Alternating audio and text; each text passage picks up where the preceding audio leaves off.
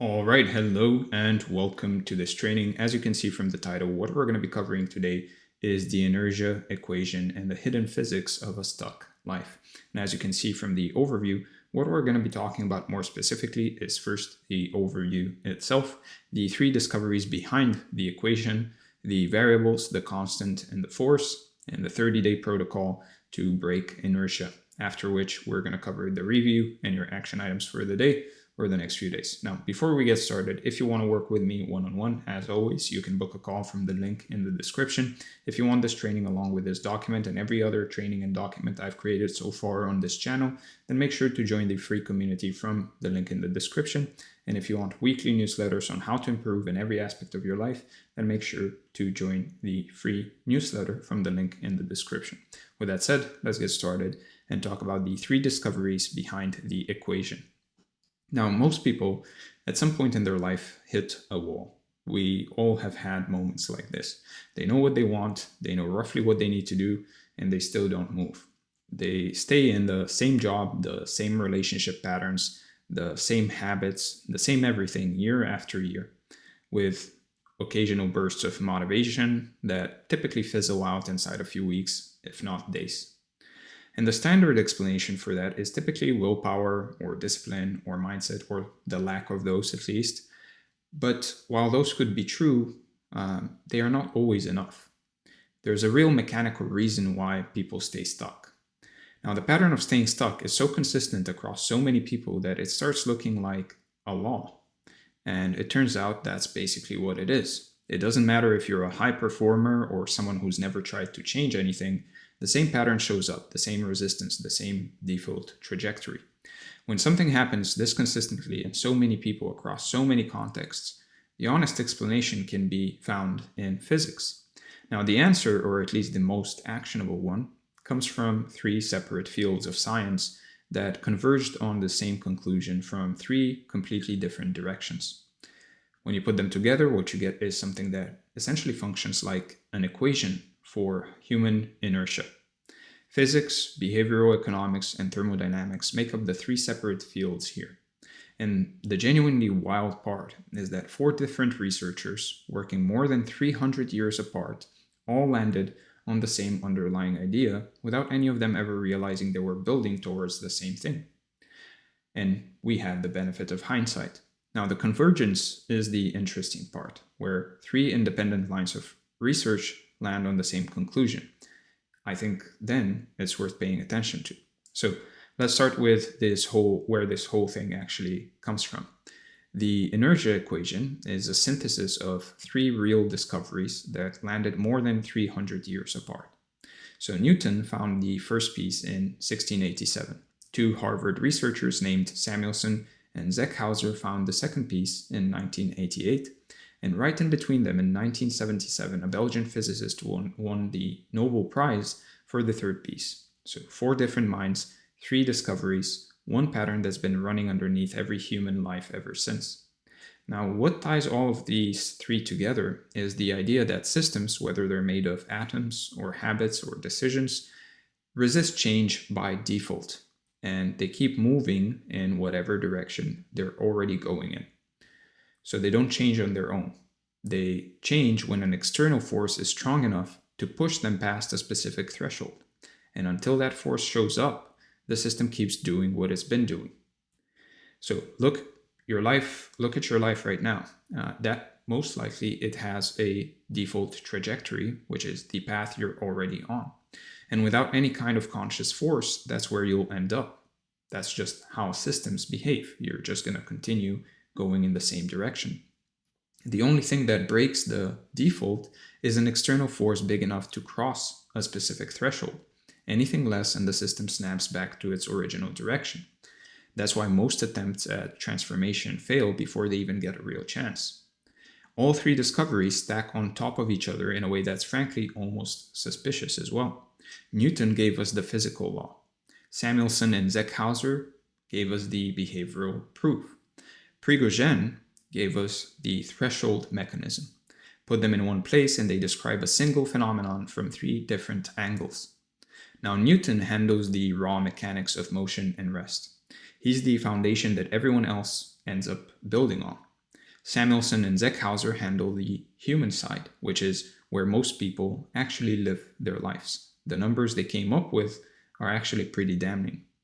Now, Prigogine handles the rule for when a system finally tips over and reorganizes itself into something new. Without his work, the other two don't necessarily connect properly, at least for the purposes of this training.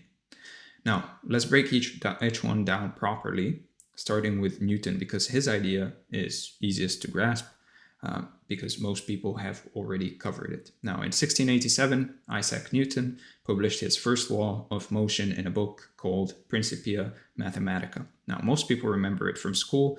An object at rest stays at rest. An object in motion stays in motion, unless something pushes it or stops it, right? That's the whole law, and almost everyone you know reads it as a statement about billiard balls or planets or falling apples. They miss what Newton was actually pointing at, which is a universal property of every system in existence, including you. Inertia is the technical word for the tendency of any system to keep doing what it's already doing. It's a physical property that applies to all matter, all energy, and all behavior. Your habits have inertia. Your identity has inertia. Your finances and relationships have inertia. And like Newton said, none of it changes unless something acts on it from the outside. So look, the reason you keep waking up and doing the same things every day comes down to physics. Your habit system is a high inertia system that's been moving in the same direction for years.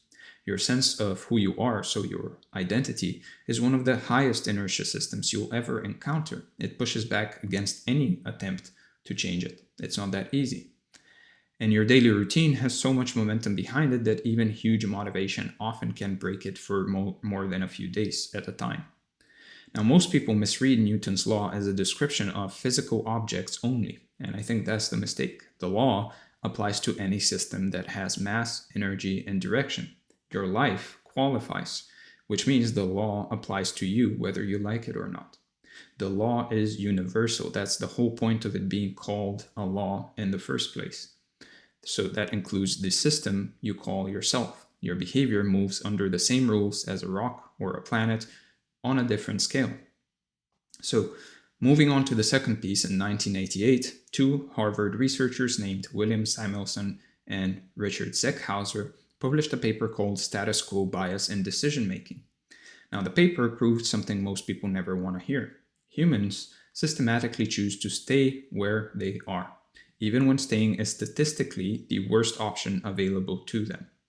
They ran experiments with money, with careers, with health choices, with retirement plans, with insurance, and every time the result came back the same. People defaulted to whatever option they were already on, even when better options were sitting right next to them, even when staying cost them money, even when staying cost them years and time and energy. So the bias is real, and look, it's been replicated dozens of times since 1988. It's one of the most well-documented findings in all of behavioral science, and almost nobody outside academic circles ever really talks about it. When given multiple investment options, people stayed with the one they were already in. They stayed even when better performing options sat right next to them at equal risk. When given multiple insurance plans, people kept the old plan. They stayed even when newer plans offered the same coverage for less. So the cost of that bias adds up over time in a kind of a brutal way. Every default you don't necessarily question pushes you towards a future you didn't really choose. Most people don't see the bill until decades later. And the bias compounds as well. A small default today gets reinforced tomorrow, and by next year, it's basically baked in. The bias is also invisible to the person experiencing it. That's the part that makes it so dangerous. However, the good news is that the bias reverses the moment you become aware of it. Awareness alone can shift the equation in your favor. Now, the third piece, which is basically the one that ties everything together. In 1977, a Belgian physicist named Prigogine won the Nobel Prize in Chemistry for his work on what he called dissipative structures. Now, without getting too technical, his work proved that complex systems, whether they're made of molecules, organisms, human behavior, etc., have a built-in tendency to maintain their current structure. So they resist change. They push back against external pressure. They also keep their shape. until you hit a very specific threshold of energy. Past that threshold, the system can't hold its shape anymore. It collapses. And then it reorganizes itself into a new structure that's totally different from the old one. You can almost imagine popping a balloon. Until you apply a certain amount of pressure, the balloon will stay the same. Once you pop it, once you apply that pressure and the balloon pops, it basically reorganizes itself in a completely different structure, totally different from the old one. Now, threshold is really the main idea here. Below it, nothing happens. The system absorbs whatever pressure you put on it and stays the same. Above it, everything changes. The system has no choice anymore. That's why most change attempts feel useless. They never cross that threshold. Now, below threshold means small effort, small disruption, small inputs. Essentially, the pressure gets absorbed and the system holds its shape. Above that threshold means sustained, concentrated, deliberate force. The system finally gives way and reorganizes around the new input. So when the threshold is crossed, the system doesn't just shift a little, it completely reorganizes itself. The old structure completely dissolves and a new one takes its place. That's the part that most people miss when they try to change halfway. There's no halfway in a phase shift, or in other words, the technical word is a phase transition. Is the same kind of event that turns water into ice or ice into steam. What comes out of the other side is something genuinely new, a new thing entirely with new rules and a new direction. So with that said, and that covered in the 3 different discoveries, let's actually talk about the variables, the constant, and the force. So here's the thing, when you look at all 3 discoveries side by side, a pattern essentially shows up. Newton tells you that every system resists change and keeps moving in the direction it's already going in. Samuelson and Zeckhauser tell you that human beings are one of those systems, and that the specific variables that are driving our inertia are who we think we are, the environment we live inside, and how long we've been running on default. Prigogine then tells you that none of it breaks until you apply a force large enough to cross a specific threshold. Put all 3 together and you basically get something that functions like an equation. Not a physics equation in the literal sense, but a framework that maps the actual forces running underneath your life. Now, inertia, for the purposes of this training, equals identity times environment times time minus conscious force. 4 variables, 3 of them are already running whether you're paying attention or not. One of them is the only thing you actually get to choose. The 3 discoveries we just covered each handed us one piece of this, and together they explain why most people stay exactly where they are for years at a time, and why the rare ones who break out of it manage to do it. So, identity, environment, and time. Those are the inputs that feed the inertia. The bigger each one is, the harder the system is to move. They multiply each other, which is why a deeply set identity inside a reinforcing environment over a long period of time produces a level of inertia that most people can't really change. Now, conscious force is the only output variable in the equation, is the only one that works against the inertia instead of feeding it. That's why the formula is minus conscious force. And the reason most change attempts fail is simple. The force is either too small, too scattered, or too short-lived to cross the threshold that Prigogine identified. Okay, so to break each one down, starting with the heaviest one, which is identity. Identity is essentially the version of yourself you default to under pressure. It's the answer your nervous system gives when you stop consciously trying. It's the version of you that shows up on autopilot. So most people, think they choose their identity. They don't. It got written by years of repeated behavior, repeated thought, and repeated outcomes. By the time most people start trying to change it, if they even do, it's already deeply set, which is why the standard approach of just trying harder almost never works. You're pushing back against a system that has years of momentum behind it. So your default self is who you are when you're tired or stressed or distracted. That's the real you, at least according to the equation. Everything else is performance you've layered on top. So you can look closely at how you actually behave when you're completely exhausted, because that's your default identity surfacing without any of the effort you'd normally layer on top of it during a good day. It's the same story under real stress, where the underlying patterns push their way up to the surface and you finally get to see what's genuinely been running the whole thing underneath all along. Now, identity really resists change harder than any other variable. It's been built over years and it won't necessarily move easily. That's the whole reason most resolutions, New Year's resolutions, fail before February. Most identities took 10 or 20 years to build, so you can't expect them to crumble inside a week. The change is always slow at first, and then it tips, and then it accelerates fast. So small identity shifts compound into massive ones over months, and the compounding works in your favor once you start. Now, moving on to the second variable, environment is basically everything you think you don't choose every day, but that shapes you anyway.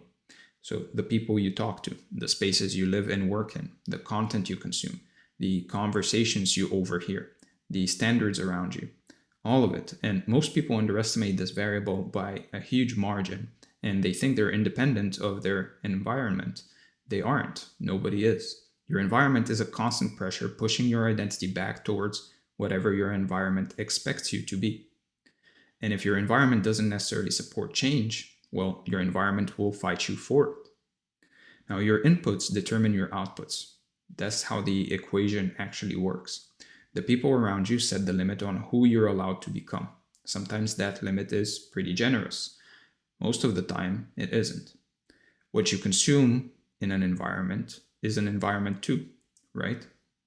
In terms of content, the content you consume. It quietly sets your standards, your moods, and what your brain thinks is really normal. Your physical spaces train your nervous system every single day as well. The training happens whether you notice it or not. Now, environment pushes constantly. It never stops. Even when you sleep, your environment is still shaping you. What you fall asleep to becomes part of your subconscious input stream. And what you wake up to also sets the tone for the entire day ahead. It's a loop that runs whether you notice it or not. The whole point is to notice and intervene. And then the third variable, which is time. Time basically is the multiplier of everything. Whatever you're doing right now, time is making it bigger. If you're growing, time amplifies your growth.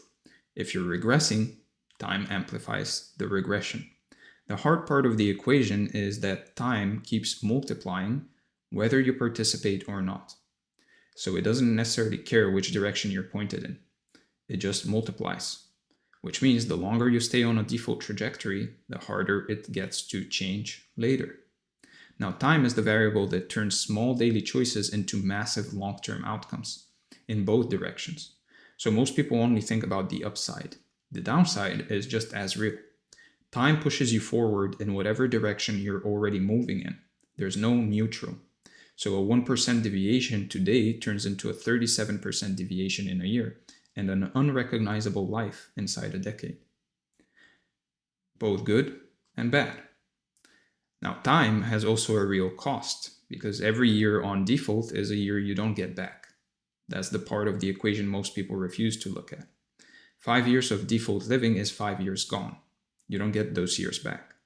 That's why the time to add conscious force is now. Every week you wait is more inertia to overcome later. Now, for the only variable you actually control, which is conscious force. Conscious force is the deliberate, sustained energy you actually apply to redirect the system. So you can think of it as structural energy built into your routine, your environment, your relationships, and your daily inputs. It's also the only thing in the entire equation that can break inertia. Without it, nothing changes. With enough of it, the system has no choice but to reorganize, like we discussed earlier. Now, conscious force is structural, which means it lives inside the design of your life. It runs automatically because of how the life is structured around it. So your routine is your conscious force made visible. Look at the routine and you'll see exactly how much force is in the system. Your daily inputs are the fuel that keeps the force running. So bad inputs drain the force, good inputs feed the force, right? Like Prigogine's threshold from the first section, conscious force only works above a specific level.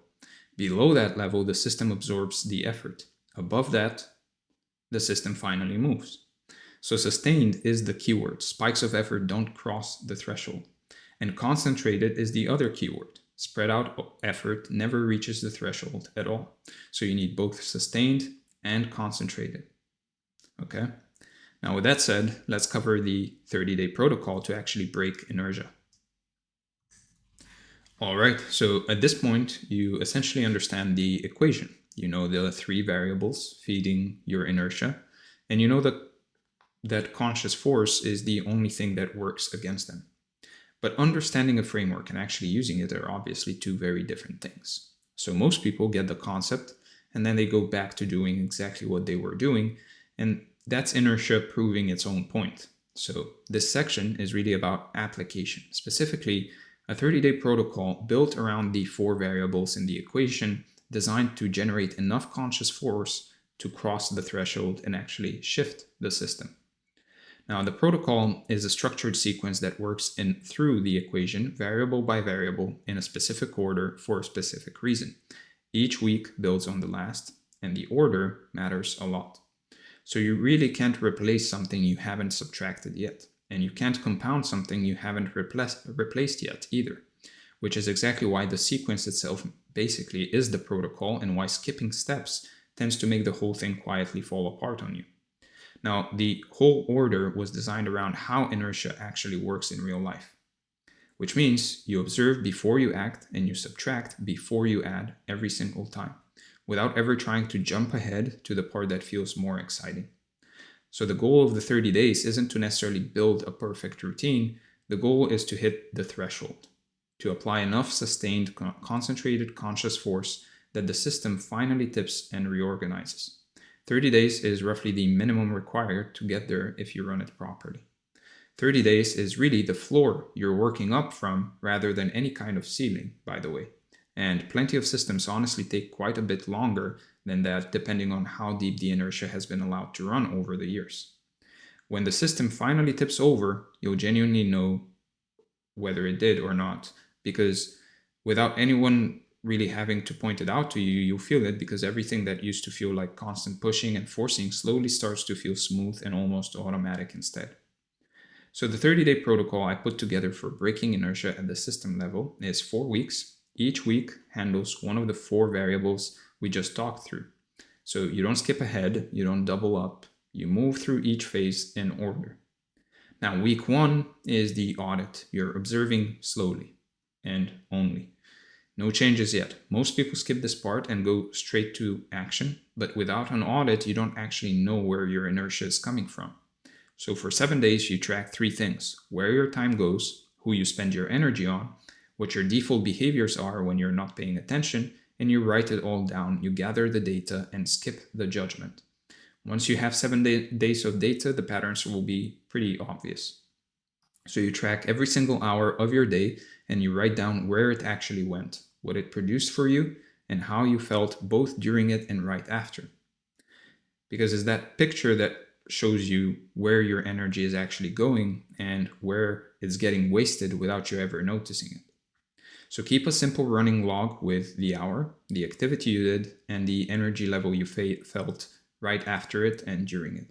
And honestly, that's about all the structure you need for this part of the week to do its job. By the time you hit day 7, the pattern will already be sitting there in plain view. So you won't really need to sit and analyze it, because the data itself ends up telling you exactly where all of your time has been going. And you track every interaction you have throughout the day and note roughly how much energy each one puts into you against how much it pulls back out, so that by the end of the week, you can clearly see the real net effect each person is having on your system over time. Now, the energy drains tend to show up loud and clear by around day 3 or 4. And once you actually see them written down in front of you, they get pretty hard to keep ignoring the way you probably have been. The builders, the people that build up your energy and make you feel better and push you forward in life, and actually increase your inertia in a positive way, will surface right alongside the drains too. And both of those lists matter equally, because you need to know exactly what to protect just as much as you need to know what to cut. So you'll almost certainly run into a few real surprises along the way too, where some of the people you always assumed were completely neutral in your life quietly turn out to be the net negatives once you actually start tracking the energy honestly. So now that you have the data, you move into week 2, which is subtraction. You start removing things. And this is the part where most people get it wrong. They try to add new things on top of an already crowded life and wonder why nothing works. Now, subtraction is what creates the space for conscious force to actually exist.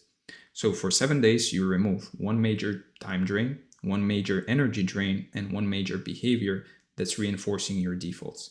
3 subtractions without any additions yet.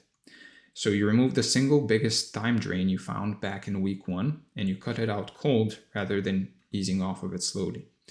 Because tapering it down gradually almost never really gives the system a clear enough signal that something has actually changed. So tapering off slowly tends not to work when you're trying to cross the threshold. So what you actually want is a clean break that the system can register as a real and obvious change in the direction you're headed. What gets created through all of this space is a real stretch of empty time that you've deliberately now opened up. And that empty space is the actual goal of the entire week, even though it tends to feel pretty uncomfortable at first. You also remove the biggest energy drain, like we said, that you've got running right now, which often turns out to be a specific person. Though plenty of times it ends up being a habit or a content stream that you keep coming back to without ever really thinking about it. So if the drain happens to be a person, then you reduce your contact with them down to whatever feels honest and doable for you right now, knowing that you can always revisit and adjust the whole arrangement later once the week is actually over. If the drain turns out to be a habit instead of a person, then for now, you're simply removing it from the picture, since you'll get the chance to properly replace the underlying trigger behind it once you reach week 3 of the protocol. And finally, you remove one behavior that's keeping your default identity intact, and the one that's most visible. So you pick the single most visible behavior you've got going, the kind of thing you'd honestly be a bit embarrassed to watch yourself doing on video, for example, because that's usually the exact one quietly holding your old default identity together. And you cut that behavior out completely for a full 7 days, and you treat the whole thing purely as an experiment you're running. Nothing more permanent than that for now. So it stays manageable instead of starting to feel like some massive lifelong commitment that you're signing up for. Now, with that space created, week 3 becomes replacement. Now that you've made room, you start adding the new inputs that build the identity you actually want. 3 replacements, one in time, one in environment, and one in identity. Now, the replacements need to match the subtractions you made in week 2. You don't get to add random new things. The equation doesn't allow it. Conscious force is most effective when it's targeted at the same variable you just freed up. So for time, you replace that old time drain with one deliberate practice that genuinely moves you towards the new identity you're trying to build. And you keep it to a single thing for now so that the conscious force stays concentrated instead of getting spread way too thin across everything. So deliberate here means the practice is actually scheduled into your week, on your calendar. Like open up Google Calendar or whatever calendar app you use and actually schedule it. And it should be measurable in some basic way, and it should be protected from all the other things competing for that time. And you really do want all 3 of those running at once. So it needs to be scheduled, it needs to be measurable, and it needs to be protected. Now, practice means the thing has a genuine skill component to it instead of being some kind of passive consumption. So what you're really after is something that slowly builds real capacity in you over the full stretch of the protocol. Next is you replace the energy drain you just removed with a new input of some kind, whether that turns out to be a new person you spend your time around, a new space you regularly put yourself in, or a new content stream that you start feeding yourself every day. New really is the key word here, which means the whole point is to bring in something different rather than drifting back towards whatever it was you just spent an entire week removing from your life. And the replacement you choose has to actually point in the direction of the new identity you're building towards. And if it doesn't line up properly, then the equation just ends up working against you instead of slowly building momentum in your favor. And then finally, you replace the identity behavior with one that the new version of you would do automatically. So automatic here means the behavior eventually runs all on its own without you having to consciously think about it at all. And that fully effortless version of it is the actual target state you're quietly aiming for over the long run. 7 straight days of repetition is genuinely enough to start laying down a new pattern, even though locking the whole thing in fully is obviously going to take quite a bit longer than that, since the first week is really just there to get the system moving in the right direction. So week 4 and the final one is the compounding phase. You stop adding new variables and you let the first 3 weeks compound on each other. And this is the threshold week. So by day 28, you've removed 3 drains and added 3 inputs, and the system is either tipping or it isn't. Your only job in week 4 is to keep the force constant. No new experiments, no new rules, just sustained pressure on the same 3 areas. That's how phase transitions happen. Constant pressure right at the threshold with no relief until the system reorganizes itself. So consistency all the way through week 4 is basically the whole game at this stage. And those isolated spikes of effort simply don't get you there, no matter how intense or productive they happen to feel in the moment. So constant and steady and slow pressure is what actually crosses the threshold in the end, which means you're aiming for roughly the same level of effort every single day instead of more effort on one day and less on another day, right? Even a single day of relief can quietly push the entire system right back into its old shape again. So you want to be especially careful around the weekend, which is usually where people accidentally let all the pressure off without even realizing they're doing it. Now, by day 30, you'll know one way or the other. The system will either feel different or it won't. Different is the signal that the new identity has genuinely started taking hold inside you. And when you actually feel that change, the right move is to simply keep going well past day 30 rather than treating the finish line as some kind of a stopping point. Same basically means you didn't quite manage to hit the threshold this time around, which isn't a failure. It just means you ran the entire protocol. You need to run the entire protocol again from the top with noticeably more conscious force behind it the second time through. And that's basically it. So let's go over the review. We talked about the overview. We talked about the 3 discoveries behind the equation, the variables, the constant, and the force, the 30-day protocol to break inertia, the review, and your action items for the day or the next few days. First, track your time, your people, and your default behaviors for 7 full days before you change anything. So data first, action second. Then you remove the 3 biggest drains before you add a single new input. The space is really what makes the rest of the protocol work. And then finally, you run the same protocol for 30 days straight without relief. The threshold only breaks under sustained, concentrated effort and pressure. So with that said, I hope you enjoyed this. If you did, make sure to like the video, subscribe, comment below to let me know what you'd like to see next. If you want to work with me one-on-one, make sure to book a call from the link in the description. Make sure to join the free community, again, from the link in the description if you want this document along with this respective training. And if you want weekly newsletters on how to improve in every aspect of your life, then make sure to join the free newsletter, again, from the link in the description. Thank you for being here. Thank you for all the support, and I'll see you in the next one.